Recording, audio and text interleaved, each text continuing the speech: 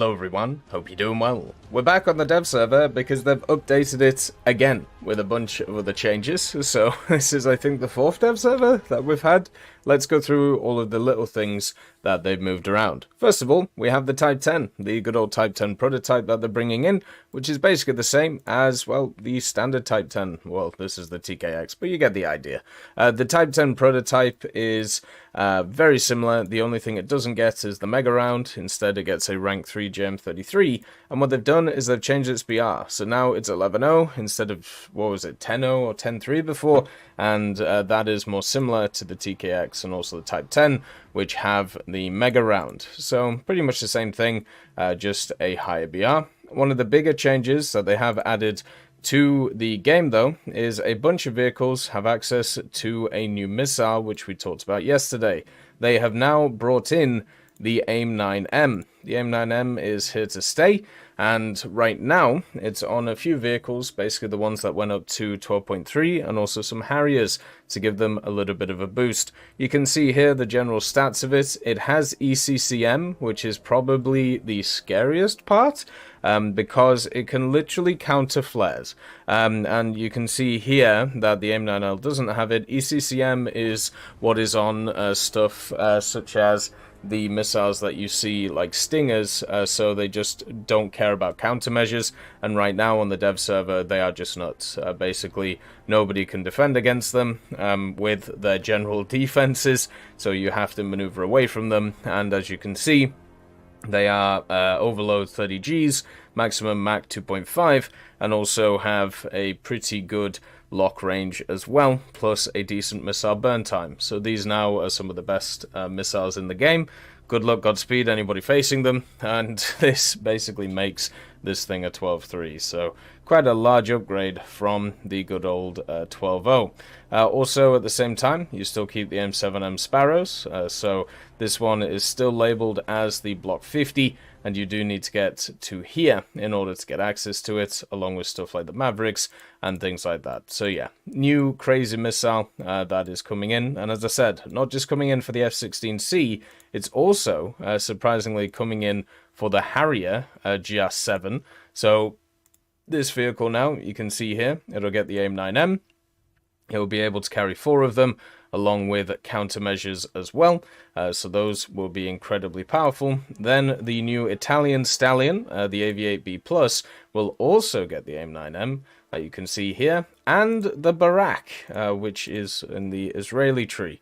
So you won't just have AIM-9Ms at 12.3, you'll also have them at 11.7, which might be kind of crazy.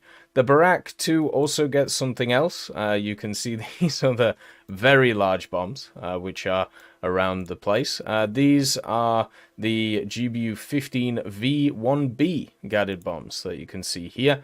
And basically what they are is you have these ones, and they are right here. They are 2,000 pounds worth of bomb. They have a good TV guidance on it, and also they have a TNT equivalent of 500 kilos. So yeah, they're pretty big. I feel like people are going to probably take some of the other ones because they're going to be a little bit more manageable to take, and also with the laser guided idea, once you drop stuff on people, they should die even to like a smaller bomb. But yeah, the Israeli one now gets access to some big old booty TV bombs, and then also the AIM-9Ms. One of the things about these GBUs, though, is the fact that they do actually take a pylon away from the AIM-9M. So it will be a choice between ground ordnance and air ordnance, but I feel like if you're bringing this into ground, and not into air, then people would probably prefer that, right? Just because otherwise you're not really going to be able to do anything. You still have the same targeting pod, the good old lightning, so that is really nice as well. And now this thing kind of justifies, I suppose, its 12.3 setting. They've also updated some RWR stuff once again, just changing how it works and the information that it gives, which is quite nice. The Zerini 2, for the Italians, they have actually fixed its smoke. We discussed this yesterday, but I thought I would show you it. And then also on top of this, there was a bug with it, which I didn't talk about because it was kind of a funny one. But basically, the turret itself did not have a collision model, so it was able to go 360 degrees. but there's the smoke from the Zarini, so you can see it. And then also, at the same time, the vehicle has a pretty good reverse, so you can kind of get into it and then, you know, run away. So, quite nice for the vehicle. But it was a really funny bug, and I don't like showing those bugs, but I'll talk about them after they're fixed. Kind of like with the KF-41 the other day, which obviously had a few issues. Then when it comes to the naval side of things, so they've done the flags. They've finally put them in. You can see here, you got yourself the good old flag. So what you can do is now, if you go to here, and the flags are around, you can actually kind of click them and then put them on, but for some reason they're not working again. For the love of God, you were literally just working a second ago, which is why I have a flag there. Oh, right, well, whatever is wrong with them, it's very annoying. But yeah, so now they were working, then I reloaded the dev server, now they're not working again. So, we'll see what goes on with it. So there's obviously some kind of bug there, but the main thing is you can see with the Jolly Roger, I was able to put it on, it did work. So yeah, it's about. Then we have the Bishmar, the good old Sigma. So when it comes to the Bishmar, they've changed its BR, which is fair, because it's nowhere near as good as the standard T90A, which is what it is based on. The T90A, if you have a look at it, it's at 10.7, and the reason it is because of the LWSLR, also the 3BM60, and of course the 9M119M1.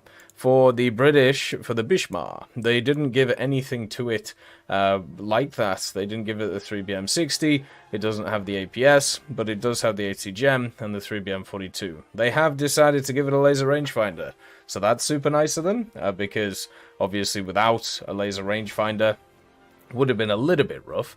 So the vehicle now has dropped in BR, but also is actually more combat effective because of it. The Bishmar being at 10.3, it now has access to the 10.3 Mega lineup, the Challenger Mark III, the Vickers Mark VII, and the Stormer. Now, the Stormer, if you didn't know, I wonder if they've actually fixed it, because the Stormer wasn't working on any of the other iterations of the dev server.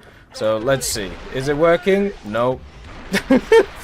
Basically, yeah, so if you can't see what's happening, the good old thing is going off, but then the actual stuff themselves is just disappearing. So once again, the Stormer needs a little bit of work, as it always does, but it's still not in a great place. Another piece of information is, even though this MiG-29, the SMT, has got access to the R-73s and also the R-27 ETs, the question was asked, would the other MiG-29 get them? And the answer is no.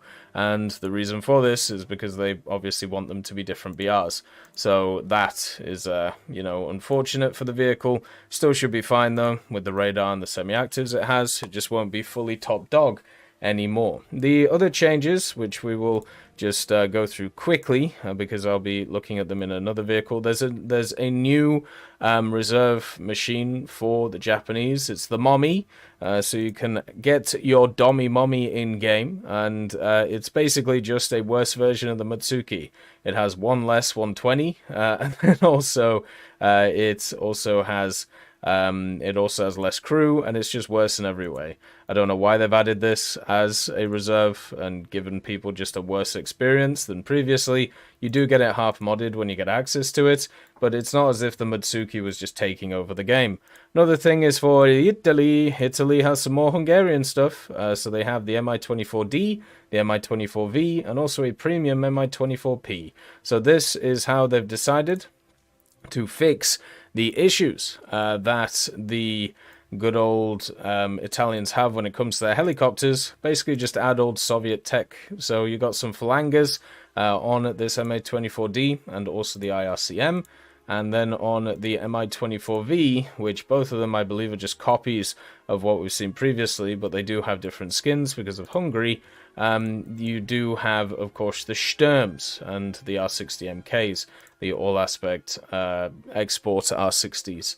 Then also the IRCM and the NVDs on it too. So there you go. That's quite nice to see. There's also a premium MI24P in the game as well to push it along. So hopefully this means that Hungary won't just be in the ground tech tree, it will also be in the aviation tech tree and all over the place as it comes along. As always, I hope you have a wonderful day, and I'll see you next time.